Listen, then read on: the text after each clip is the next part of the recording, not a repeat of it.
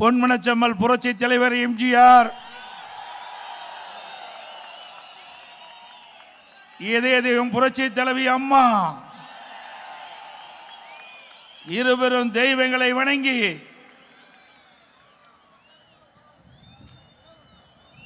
வீரபாண்டி சட்டமன்ற தொகுதியிலே எழுச்சி பயண நிகழ்ச்சி. இந்த எழுச்சி பயண நிகழ்ச்சியிலே வீரபாண்டி சட்டமன்ற தொகுதியில் இருக்கின்ற அத்தனை மக்களும் இந்த பகுதியிலே குழும்பி மக்கள் வெள்ளம் கடல் போல் காட்சி அளித்துக் கொண்டிருக்கின்றது. எந்த திசையை நோக்கினாலும் மக்கள் வெள்ளம். நான் கிட்டத்தட்ட 2 கிலோமீட்டர் நீளம் மக்கள் வெள்ளத்திலே நீந்தி இந்த மேடைக்கு வந்திருக்கின்றேன்.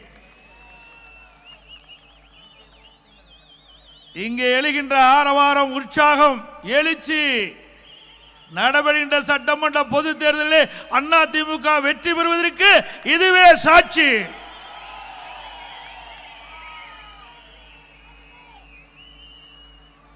இந்த எழுச்சி பயண நிகழ்ச்சியிலே கலந்து கொண்டு சிறப்பித்துக் கொண்டிருக்கின்ற இந்த நிகழ்ச்சிக்கு தலைமை தாங்கின்ற மாவட்ட கழகத்தினுடைய செயலாளர், முன்னாள் தமிழ்நாடு மாநில கூட்டுறவு வங்கியினுடைய தலைவர், அருமை சகோதரர் திரு ஆர் இளங்கோவன் அவர்களே, நிகழ்ச்சியில் பங்கு பெற்றிருக்கின்ற கழக அமைப்பு செயலாளர் முன்னாள் அமைச்சரான செம்மலை அவர்களே, முன்னாள் அமைச்சர் எம்எல்ஏ அருமை சகோதரர் பி தங்கமணி அவர்களே, அருமை சகோதரர் திரு தாமரை ராஜேந்திரன் அவர்களே, முன்னாள் அமைச்சர் திருமதி எஸ் வளர்மதி அவர்களே, முன்னாள் அமைச்சர் திரு பரஞ்சோதி அவர்களே, முன்னாள் அமைச்சர் திரு புவனாட்சி அவர்களே, முன்னாள் அமைச்சர் திருமதி விஜயலட்சுமி பழனிசாமி அவர்களே, முன்னாள் எம்பி அருமை சகோதரர் என் சந்திரசேகரன் அவர்களே, கழக அமைப்பு செயலாளர் மரியாதைக்குரிய திருவேற்காடு சீனிவாசன் அவர்களே, முன்னாள் அமைச்சர் டாக்டர் சரோஜா அவர்களே, மற்றும் நிகழ்ச்சியிலே பங்கு பெற்றிருக்கின்ற மரியாதைக்குரிய முன்னாள் கொறடா அருமை சகோதரர் மனோகரன் அவர்களே, முன்னாள் எம்எல்ஏக்கள் திரு செல்வராஜ் அவர்களே, திருமதி இந்திரா காந்தி அவர்களே, திரு சம்பத் எம்எல்ஏ அவர்களே, நிகழ்ச்சியிலே பங்கு பெற்று சிறப்பித்துக் கொண்டிருக்கின்ற நம்முடைய சேலம் மாவட்டத்தைச் சேர்ந்த சட்டமன்ற உறுப்பினர்கள் சகோதரி திருமதி கு சித்ரா அவர்களே, இந்த நிகழ்ச்சியிலே வரவேற்புரை ஆற்றிய இந்த மண்ணின் மைந்தர், இந்த தொகுதியுடைய சட்டப்பேரவை உறுப்பினர், சேலம் புறநகர் மாவட்ட இலக்கிய செயலாளர் அறிவிச்சார் எம் ராஜா என்ற ராஜமுத்து அவர்களே, எம்எல்ஏ திரு ஏ நல்லதம்பி அவர்களே, எம்எல்ஏ திரு ஏ பி ஜெயசங்கரன் அவர்களே, எம்எல்ஏ ஆர் மணி அவர்களே, எம்எல்ஏ திரு எஸ் சுந்தரராஜன் அவர்களே, எம்எல்ஏ திரு இ பாலசுப்ரமணியம் அவர்களே, முன்னாள் எம்எல்ஏ சகோதரி திருமதி பி மனோன்மணி அவர்களே, மற்றும் இந்த நிகழ்ச்சி சீரோடும் சிறப்போடு விளங்குவதற்கு உறுதுணையாக விளங்கிய நம்முடைய வீரபாண்டி சட்டமன்ற தொகுதிக்கின்ற ஒன்றிய கழகத்தினுடைய செயலாளர்கள், ஆர்வச்சால் திரு கே பாலச்சந்திரன் அவர்களே, ஒன்றிச்சா திரு ஜெகநாதன் அவர்களே, ஒன்றிச்சா திரு எம் வெங்கடேசன் அவர்களே, ஒன்றிச்சா திரு எஸ் வரதராஜ் அவர்களே, ஒன்றிச்சா திரு ஆர் செல்வ பிரகாஷ் அவர்களே, பேரு கழகத்தினுடைய செயலாளர்கள் திரு வி கே பழனிவேல் அவர்களே, திரு வி சின்னத்தம்பி என்கின்ற காளியண்ணன் அவர்களே, திரு கே மாதேஷ் அவர்களே, திரு எஸ் கிருஷ்ணன் அவர்களே, திரு சி பி சித்துராஜ் புரட்சித்தலை பேரவை செயலாளர் துணைத் தலைவர் அவர்களே, திருமதி கமலா அவர்களே, திரு எஸ் எஸ் பழனிசாமி அவர்களே, திரு குணசேகரன் அவர்களே, திரு பெருமாள் அவர்களே, திரு ஜே வினோத் அவர்களே, திரு எம் முத்துமாணிக்கம் அவர்களே,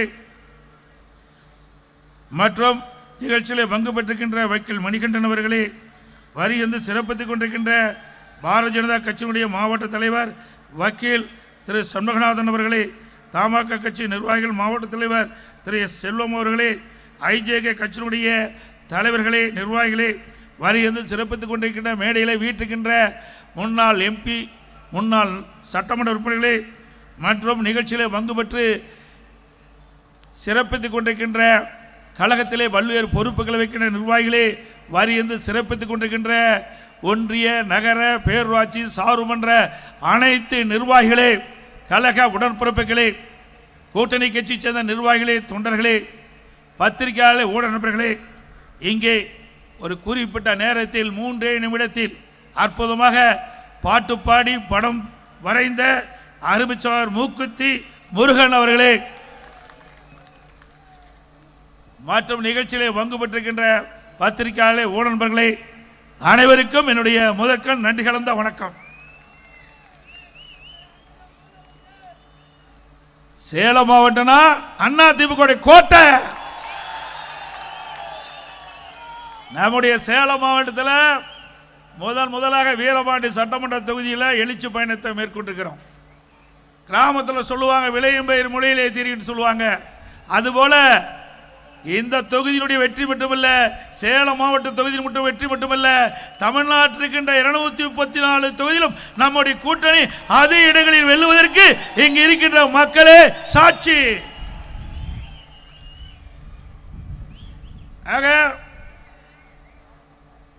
நடைபெறுகின்ற சட்டமன்ற பொதுத் தேர்தலில் அண்ணா திமுக தலைமையில் அமைக்கப்படுகின்ற கூட்டணி பெரும்பான்மையான இடங்களிலே வெற்றி பெற்று அண்ணா திமுக தனி பெரும்பான்மையோடு ஆட்சி அமைக்கும். அதில் எந்தவித மாற்றமும் கிடையாது. அண்ணா திமுக ஆட்சி அமைப்பதை எந்த கொம்பனாலும் தடுக்க முடியாது. சேலம் மாவட்டம் அண்ணா திமுக கோட்டை என்பதை பல முறை நிரூபித்து காட்டியிருக்கின்றோம். 2011 சட்டமன்ற பொது தேர்தல் மாண்பு அம்மா நிறுத்தப்பட்ட வேட்பாளர்கள் 100% வெற்றி பெற்ற மாவட்டம் சேலம் மாவட்டம். 11 தொகுதியில் வெற்றி பெற்று அண்ணா திமுக கோட்டை என்று சேலம் மாவட்டத்தை நிரூபித்து காட்டினோம். 2016 11 சட்டமன்றத்தில் 10 இடங்களிலே வென்று அண்ணா திமுக கோட்டை தமிழகத்திலே எந்த மாவட்டத்திலும் வெற்றி பெற முடியாம டபுள் டிஜிட்ல வெற்றி பெற்ற ஒரே மாவட்டம் சேலம் மாவட்டம். அம்மா மறைவுக்கு பிறகு அதே வழியில் நின்று மக்களுடைய பேராதரவை பெற்று 2021 11 இடங்களில் 10 இடங்களிலே வென்று அண்ணா திமுக கோட்டை. எனக்கு முன்னாலே மாவட்ட கழக செயலாளர் குறிப்பிட்டார், நீங்க திரு ஸ்டாலின் அவர்கள் தமிழகத்திற்கு முதலமைச்சராக இருக்கலாம், ஆனால் சேலம் மாவட்டத்தில் ஆளுவது அனைத்து இந்திய அண்ணா திராவிட முன்னேற்ற கழகம். தப்பித்தவறி ஓரிடத்தில் வெற்றி பெற்று விட்டீர்கள். இந்த முறை அதுவும் உங்களுக்கு கிடைக்காது. சேலம் மாவட்டத்தில் இருக்கின்ற 11 சட்டமன்ற தொகுதியிலும் அண்ணா திமுக கூட்டணி வெற்றி பெறும். அந்த அளவுக்கு அனைத்து இந்திய அண்ணா திராவிட முன்னேற்ற கழக ஆட்சியிலே பொன்மனச்செம்மல் புரட்சி தலைவர் எம்ஜிஆர் காலத்திலும் சரி, இதே புரட்சி தலைவி அம்மா காலத்திலும் சரி, நான் முதலமைச்சர் இருந்த காலத்திலும் சரி, பல்வேறு திட்டங்களை கொண்டு வந்து கிராமத்திலிருந்து நகர வரை மக்களுக்கு தேவையான திட்டங்களை கொண்டு வந்து அதனால் மக்கள் நிறைய நன்மைகளை பெற்றுக்கின்றார்கள். இது அதிமுக வரலாறு. திராவிட முன்னேற்ற கழகம் ஆட்சிக்கு வந்து 4.25 ஆண்டுகள் ஆகிவிட்டன. சேலம் மாவட்டத்தில் ஏதாவது ஒரு திட்டத்தை கொண்டு வந்திருக்கின்றார்களா? கொண்டு வந்திருக்காங்களா? எந்த திட்டத்தையும் கொண்டு வரவில்லை. நாம் கொண்டு வந்த திட்டத்தை நிறுத்தியதுதான் திராவிட முன்னேற்ற கழக ஆட்சியுடைய சாதனை. இப்படிப்பட்ட மக்களோட ஆட்சி தொடர வேண்டுமா? எவ்வளவு சிரமப்பட்டு பல்வேறு திட்டங்களை கொண்டு வந்தோம். 100 ஏரி திட்டம், இன்னைக்கு விவசாய பருடு மக்களுக்கு வாழ்வளிக்கக்கூடிய திட்டம். 4 சட்டமன்ற தொகுதி நன்மை பெறும். 4 தொகுதியில் இருக்கின்ற சட்டமன்ற தொகுதியில் இருக்கின்ற விவசாயிகள் பொதுமக்கள் பயன்பெறக்கூடிய அற்புதமான திட்டம். பல ஆண்டுகளாக அந்த மக்கள் கோரிக்கை வைத்திருந்தார்கள். அந்த கோரிக்கையை நிறைவேற்றுவதற்காக அண்ணா திமுக ஆட்சியிலே அந்த திட்டத்தை நாங்கள் துவக்கினோம். முதல் கட்ட பணி நிறைவு பெற்று முதற்கட்டமாக 6 ஏரிகளை திறந்து வைத்தோம். அதற்கு பிறகு இதுவரை அந்த திட்டம் முழுமை பெறவில்லை. இதுதான் இந்த ஆட்சியுடைய அவலம். இப்படி அவல ஆட்சி தொடர வேண்டுமா? சிந்தித்து பாருங்கள். ஒரு ஆட்சி எதற்காக அமைகிறது? நாட்டு மக்கள் நன்மை செய்வதற்காக அமைகிறது. ஆனால் திமுக அப்படி அல்ல, குடும்பம் நன்மை பெறுவதற்காக இந்த ஆட்சியிலே பார்க்கப்படுகிறது. சிந்திச்சு பாருங்க. ஒரு குடும்பம் செல்வ செழிப்பிலே வாழ்வதற்கு 8 கோடி மக்களை சுரண்டுவது நியாயமா?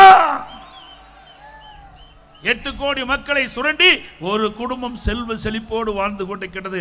அதுக்கு முடிவு கட்டுகின்ற தேர்தல் வருகின்ற சட்டமன்ற பொது தேர்தல். முடிவு கட்டுவீங்களா? ஸ்டாலின் அவர்களே, நீங்கள் எவ்வளவோ முயற்சி செய்கின்றீர்கள். ஆட்சியை மீண்டும் தொடர்வதற்கு எந்த வகையிலும் உங்களுடைய முயற்சி வெற்றி பெறாது. 4.25 ஆண்டு காலம் கும்பகரணம் போல் தூங்கிவிட்டு இன்றைக்கு ஞானோதயம் பிறந்து விட்டது திரு ஸ்டாலின் அவர்களுக்கு. இப்பொழுதுதான் மக்களை பற்றி சிந்திக்கின்றார்கள். மக்கள் செல்வாக்கு இழந்து விட்டார்கள். அதனால் புதிய புதிய திட்டத்தை அறிவித்து மக்களுடைய செல்வாக்கை பெற்று நடைபெறுகின்ற சட்டமன்ற பொது தேர்தலை வெற்றி பெற வேண்டும் என்ற நோக்கத்தோடு புதிய அறிவிப்புகளை வெளியிட்டுக் கொண்டிருக்கின்றார் திரு ஸ்டாலின் அவர்கள். இன்றைக்கு தமிழகம் முழுவதும் போராட்ட களமாக மாறிவிட்டது. விவசாயிகள் போராட்டம், வியாபாரிகள் போராட்டம், பஸ் தொழிலாளர்கள் போராட்டம், செவிலியர் போராட்டம், தூய்மை பணியாளர் போராட்டம், அரசு ஊழியர்கள் போராட்டம். இப்படி தமிழ்நாடு முழுவதும் போராட்ட களமாக மாறிவிட்டது. உங்கள் ஆட்சியிலே நல்லது செய்திருந்தால் எதற்கு போராட்டம் நடைபெறும்? ஸ்டாலின் குறிப்பிடுகிறார், திராவிட முன்னேற்ற கழக ஆட்சி ஒரு சிறந்த ஆட்சி என்று. எதிலே சிறந்த ஆட்சி?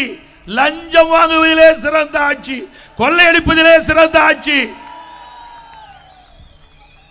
மக்களுக்கு நன்மை கிடைப்பதிலே சிறந்த ஆட்சி அல்ல. எந்தெந்த வழியிலே ஊழல் செய்வது அதிலே ஒரு சிறந்த ஆட்சி திமுக ஆட்சி. மக்களை எப்படி சுரண்டுவது அதிலே சிறந்த ஆட்சி திமுக ஆட்சி. ஆனால் அனைத்து இந்திய அண்ணா திராவிட முன்னேற்ற கழகத்தை பொறுத்த வரைக்கும் நாட்டு மக்களுக்கு திட்டம் போடுவதிலே முதல் சிறந்த ஆட்சி அண்ணா திமுக ஆட்சி. போடப்பட்ட திட்டத்திலே நன்மை அதிகமாக பெற்றது மக்கள், அதிலே சிறந்த ஆட்சி அண்ணா திமுக. சிந்திச்சு பாருங்கள். திராவிட முன்னேற்ற கழக ஆட்சியும் அண்ணா திமுக ஆட்சியும் ஒப்பிட்டு பாருங்கள். இன்று தூத்துக்குடியிலே சமூக நலத்துறை அமைச்சர் ஒரு நிகழ்ச்சியிலே பங்கு பெற்று பேசுகிறார். தமிழகத்திலே 6999 போக்சோ சட்டம் பதிவு செய்யப்பட்டிருக்கிறது, வழக்கு பதிவு செய்யப்பட்டிருக்கிறது சொல்கிறார். அதில் பாதிக்கப்பட்டவர்களுக்கு 104 கோடி நிவாரணம் வழங்கப்பட்டதாக சொல்கிறார். நாம் சொல்லவில்லை, அந்த துறையினுடைய அமைச்சர் சொல்கிறார். அப்படி என்றால் தமிழகத்தில் சட்ட ஒழுங்கு எப்படி இருக்கிறது என்பதை எண்ணி பார்க்க வேண்டும். சிறுமிகளுக்கு எங்கே பாதுகாப்பு இருக்கின்றது? இந்த 4.5 ஆண்டு கால திராவிட முன்னேற்ற கழக ஆட்சியிலே 6999 சிறுமிகள் பாதிக்கப்பட்டிருக்கிறது சொன்னால் எந்த அளவுக்கு கொடுமையான ஆட்சி தமிழகத்தில் நடைபெற்றுக் கொண்டிருக்கின்றதை நாம் எண்ணி பார்க்க வேண்டும். இன்றைக்கு சிறுமிகளுக்கு பாதுகாப்பு இல்லை, பெண்களுக்கு பாதுகாப்பு இல்லை, வயது முதிர்ந்த பெண்களுக்கு பாதுகாப்பு இல்லை, ஒட்டுமொத்தமா நாட்டு மக்களுக்கு பாதுகாப்பு இல்லை. சிந்திச்சு பாருங்க. ஒரு நாடு வளமாக சிறப்பாக இருக்க வேண்டும் என்று சொன்னால் சட்ட ஒழுங்கு சிறப்பாக இருக்க வேண்டும். அப்படி சட்ட ஒழுங்கு சிறப்பாக இருந்தால்தான் அந்த மாநிலத்துடைய வளர்ச்சி கூடும். ஆனா இங்கே அப்படி அல்ல. சட்ட ஒழுங்கு சந்தி சிரித்துக் கொண்டிருக்கிறது. நாட்டு மக்கள் ஒவ்வொரு நாளும் தங்களுக்கு என்ன நேரிடுமோ என்று அஞ்சி அஞ்சி வாழக்கூடிய நிலை தமிழகத்திலே உருவாகி இருக்கின்றது.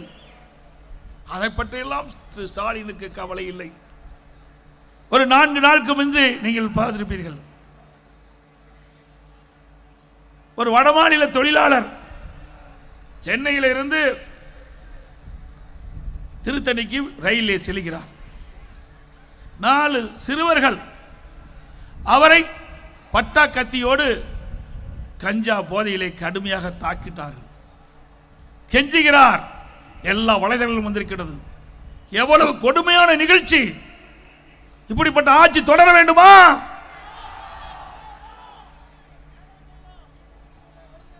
இன்றைக்கு கஞ்சா போதை தமிழகத்திலே தாண்டவாடி கொண்டிருக்கிறது. போதைப் பொருள் நடமாட்டம் அதிகரித்து விட்டது. சட்டமன்றத்தில் போதை நடமாட்டம் அதிகரிக்கின்றது. அதை தடுத்து நிறுத்தல் என்று முதலமைச்சருடைய கவனத்திற்கு நாங்கள் கொண்டு சென்றோம். முதலமைச்சர் அதை பற்றி கவலைப்படவில்லை. அறிக்கையின் வாயிலாக வெளியிட்டோம், தொலைக்காட்சியின் வாயிலாக வெளியிட்டோம். பொதுக்கூட்டத்தின் வாயிலாக நாங்கள் பேசினோம். ஆனால் போதை நடமாட்டத்தை இந்த அரசு கட்டுப்படுத்தாத காரணத்தினால் இன்றைக்கு தமிழகத்தில் இருக்கின்ற நம்முடைய இளைஞர்கள், மாணவர்கள், பொதுமக்கள் போதைக்கு அடிமையாகி இன்றைக்கு சீரழிக்கக்கூடிய ஆட்சி இந்த ஆட்சியிலே பார்க்கப்படுகிறது. இப்படிப்பட்ட கேடுகட்ட ஆட்சி தேவையா? சிந்தித்து பாருங்கள். நமக்கு செல்வோம் நம்முடைய குழந்தைகள், நம் கண்ணெதிரே இந்த ஆட்சியிலே போதைக்கு அடிமையாகி சீரழியக்கூடிய நிலை இந்த திராவிட முன்னேற்ற கழக ஆட்சியில்தான் ஏற்பட்டிருக்கின்றது. அது மட்டுமல்ல, இன்றைக்கு தமிழகத்திலே சட்ட ஒழுங்கை காக்கக்கூடிய டிஜிபி இதுவரைக்கும் நியமிக்கவில்லை. பல கூட்டத்தின் வாயிலாக தெரிவித்து விட்டேன், அறிக்கையின் வாயிலாக தெரிவித்து விட்டேன். ஆனால் இந்த முதலமைச்சருக்கு சூடு சுரணை எதுவுமே இல்லாத ஒரு முதலமைச்சர், சூடு சுரணை வெக்கமான எதுவுமே இல்லை. நாட்டு மக்களை பற்றி கவலைப்படாத முதலமைச்சர். உண்மையிலேயே நாட்டு மக்களை பற்றி கவலைப்பட்டிருந்தால், நாட்டில் நிலவுகின்ற பிரச்சனை இந்த முதலமைச்சர் சிந்தித்து பார்த்திருந்தால், தமிழகத்தில் சட்ட ஒழுங்கு சீரழிந்து கொண்டிருக்கிறது, இதை நிலைநாட்ட வேண்டும் என்று எண்ணி இருந்தால் நிரந்தர சட்ட ஒழுங்கு டிஜிபி நியமிக்கப்பட்டிருக்கலாம். இதுவரைக்கும் நியமிக்கவில்லை. இதற்கு என்ன காரணம்? இந்த திராவிட முன்னேற்ற கழக அரசு அவர்கள் அனுப்பிய அந்த பட்டியலில் இருந்துதான் யுபிஎஸ்சி அதிலே 3 பேர் தேர்ந்தெடுக்கப்பட்டு இந்த மாநில அரசுக்கு அனுப்பி இருக்கின்றது. அந்த 3 பேரில் ஒருவரை நியமிப்பதற்கு உங்களுக்கு என்ன கஷ்டம்? ஏனென்றால் 3 பேரில் ஒருவர் கூட இவர்களுக்கு சாதகமாக இல்லை என்று இருக்கின்ற காரணத்தினால், அவர்கள் நேர்மையாக செயல்படக்கூடியவர்களாக இருக்கின்ற காரணத்தினால் இவர்கள் நியமிக்கப்பட்டால் தங்களுடைய கட்டுப்பாட்டில் இருக்க மாட்டார்கள், சுயமாக சிந்திப்பார்கள், சுயமாக நடவடிக்கை எடுக்கப்படுவார்கள். அதனால் நம்முடைய ஆட்சிக்கு ஆபத்து ஏற்பட்டுவிடும் என்ற ஒரே காரணத்திற்காக இன்று வரை அந்த பட்டியலில் இடம்பெற்றிருக்கின்ற 3 டிஜிபிகள் ஒருவரை நியமிக்காத காரணம். ஆக இனியாவது இந்த கூட்டத்தின் வாயிலாக தெரிவித்துக் கொள்கின்றேன். உயர்நீதிமன்றம், உச்ச நீதிமன்றம் எல்லாம் தெரிவித்து விட்டது. இன்னும் இந்த முதலமைச்சர், பொம்மை முதலமைச்சர், திறமையற்ற முதலமைச்சர் இன்னும் சட்ட ஒழுங்கு டிஜிபி நியமிக்கவில்லை. இதை உடனடியாக நியமிக்க வேண்டும் என்று இந்த கூட்டத்தின் வாயிலாக கேட்டுக்கொள்கின்றேன். நீங்கள் உண்மையிலேயே நாட்டு மக்களை காப்பாற்ற வேண்டும், நாட்டுக்கு நல்லது செய்ய வேண்டும் அப்படி என்ற எண்ணம் உங்கள் மனதிலே இருந்தால் உடனடியாக யுபிஎஸ்சி தேர்வு செய்யப்பட்ட அந்த 3 பேர் கொண்ட டிஜிபி பட்டியலில் ஒருவரை சட்ட ஒழுங்கு டிஜிபியாக நியமிக்க வேண்டும் என்று கேட்டுக்கொள்கின்றேன். அதே போல இன்றைக்கு திராவிட முன்னேற்ற கழகம் என்று சொன்னால் அது ஒரு கார்ப்பரேட் கம்பெனி, அது கட்சி அல்ல. கட்சியா அது? கட்சி என்றால் அதிமுக தான் கட்சி. இங்கே மேடையில் வீட்டிருக்கின்றார்கள், என் முன் அமர்ந்திருக்கின்றீர்கள்.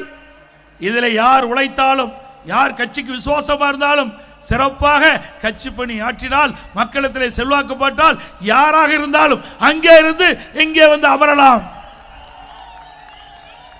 திமுக முடியுமா? நான் நம்முடைய மாவட்ட மண்ணின் மனிதனாக இருக்கின்றேன். இந்த மாவட்டத்துடைய மண்ணிலே பிறந்தேன், இந்த மாவட்டத்தை சேர்ந்தவர். உங்களால் எனக்கு ஒரு வாய்ப்பு கிடைக்கப்பட்டது, முதலமைச்சர் என்ற வாய்ப்பு கிடைக்கப்பட்டது. உங்களால் எனக்கு இந்த இயக்கத்துடைய பொதுச் செயலாளர் என்ற உயர்ந்த பதவி கிடைத்திருக்கின்றது. பொன்மனச்செம்மல் புரட்சி தலைவர் எம்ஜிஆர் தோற்றுவித்த இயக்கம், அம்மா கட்டிக்காத்த இயக்கம். அப்படி வரலாற்று சிறப்புமிக்க இயக்கத்திற்கு ஒரு பொதுச் செயலாளர் என்ற ஒரு அடையாளத்தை இங்கே இருக்கின்ற நம்முடைய கழக நிர்வாகிகள், தொண்டர்கள், மேடையில் இருக்கின்ற கழக நிர்வாகிகள், தொண்டர்கள், தமிழகத்தில் இருக்கின்ற நிர்வாகி தொண்டர்கள் அந்த வாய்ப்பை தந்திருக்கின்றார்கள். இது திமுக முடியுமா? திரு கருணாநிதி அவர்கள் திமுக தலைவர், அதுக்கு பிறகு ஸ்டாலின் திமுக தலைவர், அதுக்கு பிறகு உதயநிதி வருவதற்கு துடித்துக் கொண்டிருக்கின்றார். அவருக்கு பிறகு இன்பநிதி வருவதற்கு ஆரம்பிக்கப்பட்டு விட்டார். எவ்வளவு வெட்கக்கேடானது! ஒரு குடும்ப ஆட்சி தொடர வேண்டுமா? வாரிசு அரசியல் தொடர வேண்டுமா? நடவேண்ட சட்டமன்ற பொது தேர்தலில் குடும்ப ஆட்சிக்கும் வாரிசு அரசியலுக்கும் முற்றுப்புள்ளி வைக்கின்ற தேர்தல் வருகின்ற சட்டமன்ற தேர்தல். நிறைவேற்றி காட்டுவீர்களா?